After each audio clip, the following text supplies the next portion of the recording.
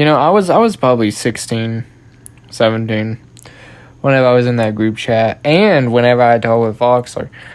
If I did interview Foxler at that one point as a 16-year-old teenager or 17-year-old teenager, whenever it was, I wonder what would have happened. On June 7, 2022, I mentioned how Foxler had me as a 16-year-old, 17-year-old in his group chats and his discussions. I want to go ahead and state this first. I do not support Foxler, and I have not supported him for several years now. I do not care for him or his content or who he is as a person. The guy is sick. I'll make that out to be clear. Foxer Wildfire can be found on Wikifer, where it discusses how he was trying to go after a 16-year-old and a 13-year-old. Whenever he was 18 years old, he went after a 13-year-old, and they had done things on the internet together, let's just say. I'm not going to discuss that in the video, but Foxer is also known of being quite the rather German supremacist, let's just say. You can see it on screen here, where it's talking about Nazis and how he is a Nazi very clearly. He's not a big fan of Israel and those kinds of people, if you know what I'm saying.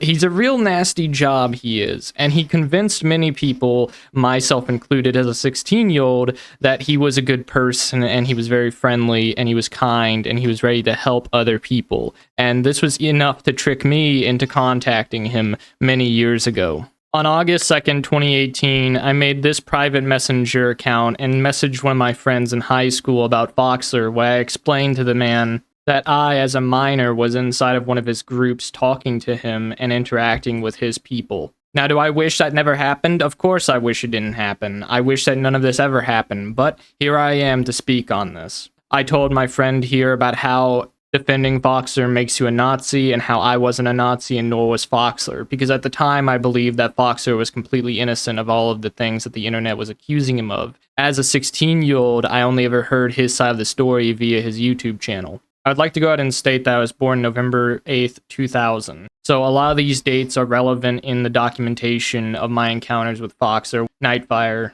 He was posting videos at the beginning of 2017 whenever he began to get traction, getting interviewed and called out by other furry creators on the internet. Now, I, as a 16-year-old, stumbled upon his YouTube channel and watched several videos of his and believed that he was a friendly person. Thus, I was groomed into thinking that he was a friendly person. I went from a 16-year-old who thought he was a cool YouTuber to a 17-year-old who thought he was a cool YouTuber, and then I became an adult. I was not aware of a lot of the allegations against Foxer at the time. I was young, I was a kid, and people make mistakes out there, y'all. So I don't support Nazism. I don't support any of this rhetoric that Foxer may spill out. I don't support any of that in the slightest. And to help emphasize my point that I do not support the furry raiders and that they do not support me, is that they gave me a copyright strike on the first clip that I showed you. My video, Foxler the Infamous Cringe, was taken down by the Furry Raiders LLC because I was making fun of the guy publicly and I was making statements that were true based on Wikifur. I hope this proves that I do not support Foxer nor the Furry Raiders. I had no idea that they were this bad of a group. I didn't know about a lot of this stuff until many years later, when I grew more as a young adult and I realized that he was a bad person and he was not someone to be associated with.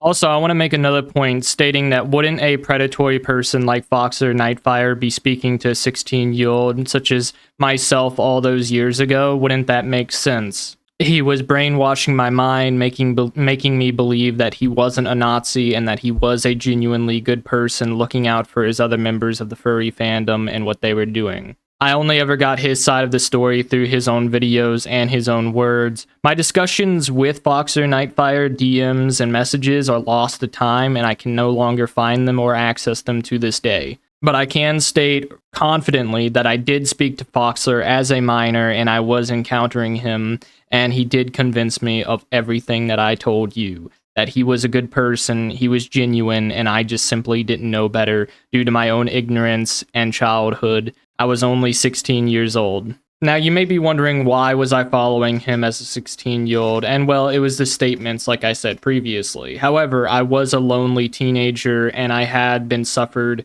from various kinds of trauma. And thus I was desperate for friends, and thus I made friends with old Foxler. One big reason about why I was friends with him was because he stated that his father was deceased, in which my father is also deceased. I discovered my father in his room when I was 12 years old. He was game ended there, and I had to find him like that. I was the first one to find him. And to hear someone else talk about their own trauma of not having a father, I felt connected with Foxler very closely.